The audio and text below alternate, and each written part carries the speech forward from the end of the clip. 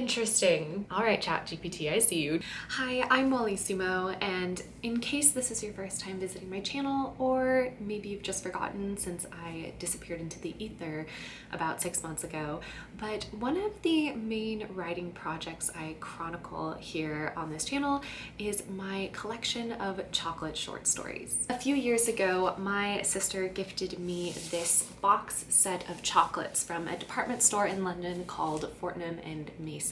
This is their chocolate library, and every single chocolate in here is designed to look like a little book. They have a cover, a title, obviously the description of the chocolate itself, and on the inside flap there is a writing prompt.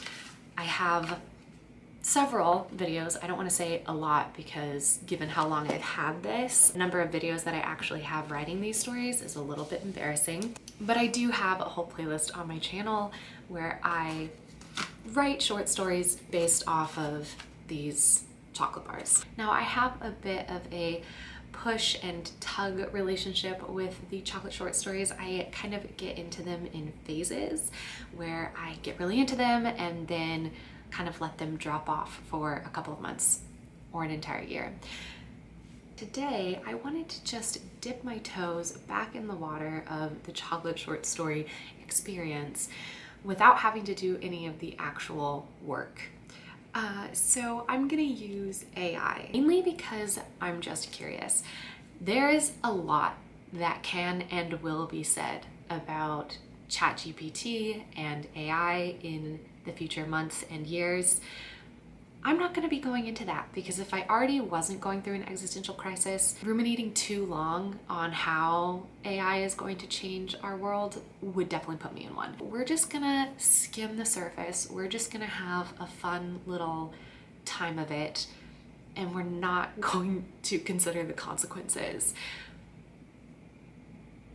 That feels actually not that wise. Mainly, I'm really curious, given the fact that it takes me so long to write these stories, and they are truly micro stories. They're usually anywhere between 500 to 1,000 words. I'm very curious to see, given how I phrase the prompt to the AI, how quickly it's going to output a story and what the quality of that story is going to be. Speaking of story, the story I've selected for ChatGPT to write is Lady Antoine's Garden, which is dark chocolate infused with elderflower.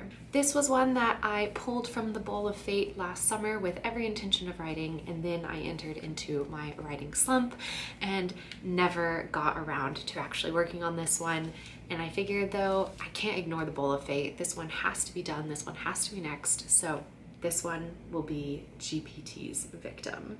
The cover itself is pretty simple. As far as I can tell, it doesn't have any sneaky little hidden elements to it. That's elderflower, there's a lady's hat. Although I should say, in the past, I have been oblivious to some very funny visual puns occurring on the covers of these stories. So if you can see one that I'm missing right now, I apologize, I'm not seeing it. I'm going to open this up and I'm going to read the prompt. I will not be eating this chocolate. This expired August 1st of 2021.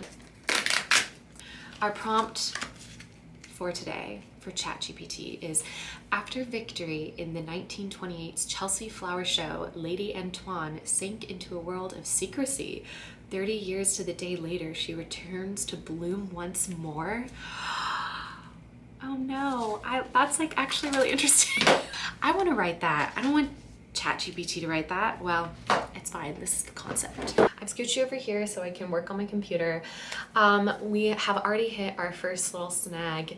ChatGPT is at capacity right now on my computer. However, I signed in on my phone because I had this thought that I don't think I've ever tried it on my phone and that they would want to prioritize new users to get a new user excited, and I was correct.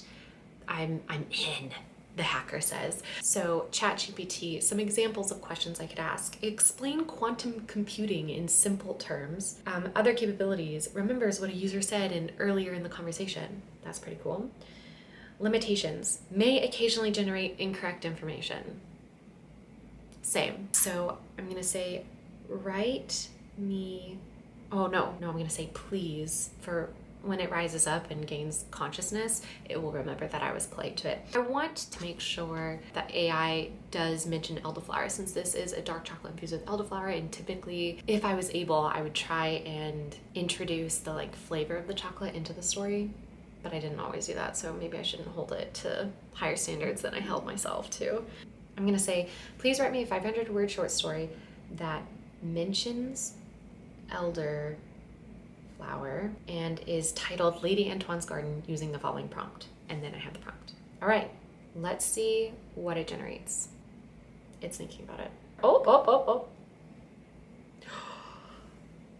Interesting. I'm only getting vague little moments of it just because it is going so fast, but my initial reaction to the first little bit is that it just kind of regurgitated the information that I had given to it, but it is now going quite quickly.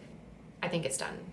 Okay, we're gonna read it. Lady Antoine had always been known for her love of gardening. She spent most of her days tending to her beautiful flowers and plants, which she grew in her sprawling garden in the heart of London. Her passion had earned her great recognition, and she had even won the coveted Chelsea Flower Show in 1928. But after her victory, Lady Antoine had withdrawn from the public eye and sunk into a world of secrecy.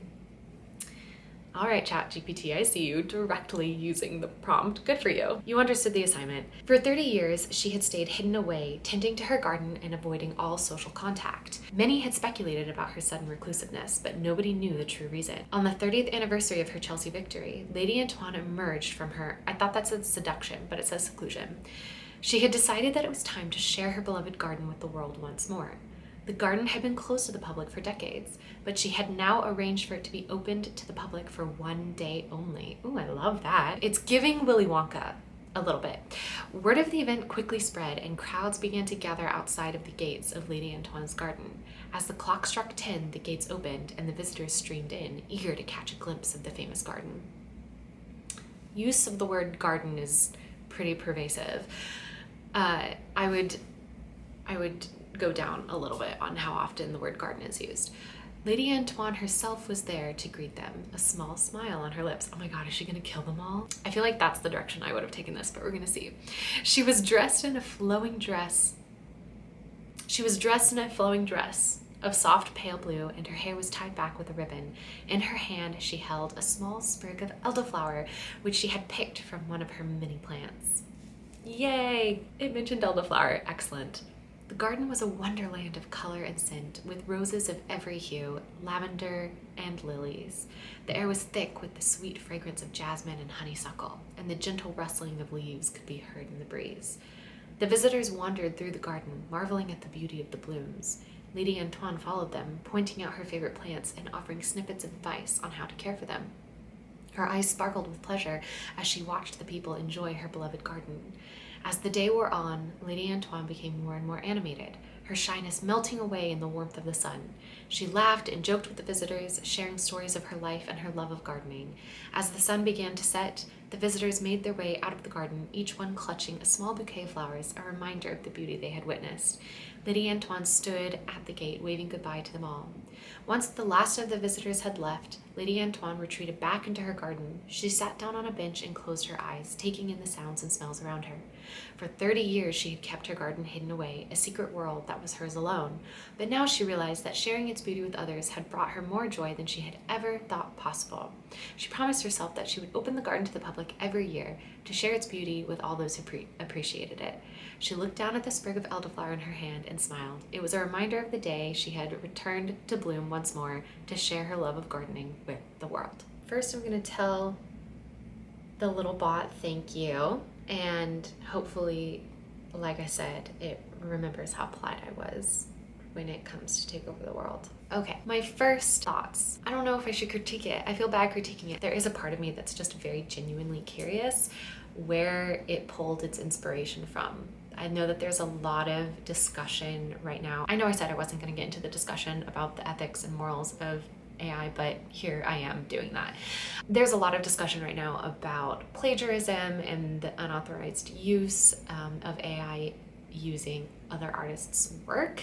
And so there's a part of me that actually wants to run that short story through a plagiarism filter. So that's what I'm gonna do. Apparently Grammarly has a free plagiarism checker. I've copy and pasted the story into it, and we're gonna see if it's actually free, or if they're gonna be like, you have to pay $5. Oh, no plagiarism found. But it is a little, it is critiquing the grammar and conciseness element of it. That is funny, but no plagiarism found. So that's good to know, at least for the most part. I'm interested to know what its internal logic was, how it decided to set up the story. To me, there was a part in the middle of it that made it seem like there was some bigger mystery for why she had secluded herself. You know, her little secret smile or whatever that phrase was, but it didn't really delve into that any further. It was just sort of like, oh no, she was a recluse for 30 years, but now she's not, yay. But it was lovely, it was wholesome, it took the prompt very literally, which arguably is what you should do. Typically when I'm writing these short stories, I start off trying to take the prompt literally, and then I go really wackily off the rail tracks and into the more abstract. The one that I'm thinking of particularly is the Mint one, where the girl was like in a drug-induced coma, basically having hallucinations. That one was intense. I mean, it's very simple, but it is what I asked it to do. I do want to count the words. I want to see if it's exactly 500 words, because that was an interesting limitation to give it.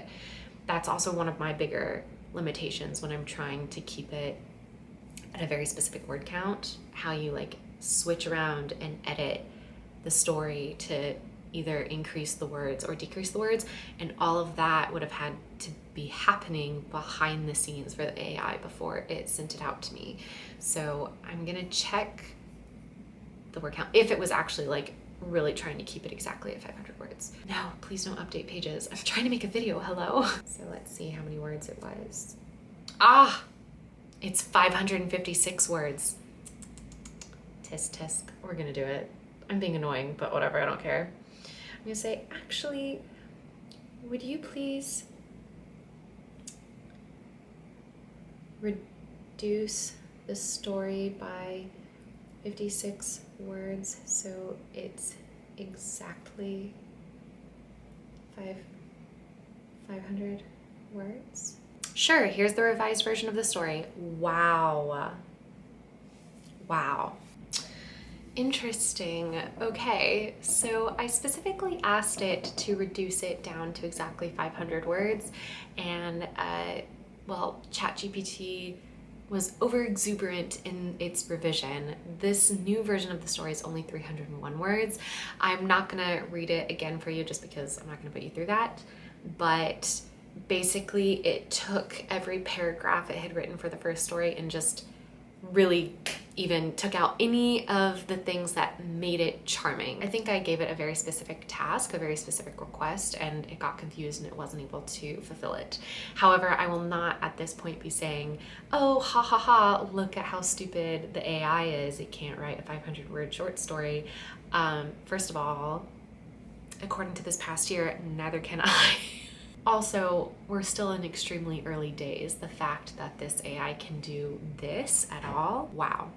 That's all I'm gonna say, wow. I'm shaking in my boots, truly, actually, a little bit, literally. That was my little foray into using AI to write a story. I don't know if I have very many closing thoughts. Typically at this point, once I have a first draft of a chocolate short story, I would send it off to Katie for editing, but I just don't feel like that's entirely necessary with this story. Also, I feel a little weird about it because this isn't my writing. This is a robot's writing, and I don't know if I want to edit it that much. I kind of want to preserve it as is, as a artifact. But like I said, I don't know if I have a ton of final thoughts. The really only thing that's coming to mind is this tweet I saw the other day by Hank Green, just talking about the general current use of this technology, and that right now it seems to be really good at giving you the first attempt at something and getting you started, which Hank's tweet was about the fact that that's typically the thing that is the most difficult for some people. I know that that's very difficult for me. And while I think that sentiment holds true for a lot of various tasks, for example, I'm using AI right now to help me create a PowerPoint presentation that looks much, much better than it would have ever looked if I was in full control of the graphic design elements. I'm letting the AI take over that part, and it's helping me actually get the PowerPoint presentation done. But with writing, if I had used this draft as a jumping off point to actually write my chocolate short story, I think there is something that is lost there for me as a writer with my own preferences and my own style and my voice and just my habits for writing when they actually exist. I think it's very obvious if you've read or watched any of my previous chocolate short story videos that this story was not anywhere close to my general style. And so if I had used it as a jumping off point, I don't know if I would have gotten to a place where the story would have really felt like mine. So with that being said, I don't have any grand conclusion about using AI for writing. I just wanted to do it because it sounded like fun. I hope this video was enjoyable. Let me know your thoughts on the use of AI in general. Have you been implementing it into your life? Have you been implementing it into your writing or creative process at all? I'm very curious. But until my next video, whenever that will be, I hope you have a great rest of your day. Go be happy, go be healthy, and go write. Bye.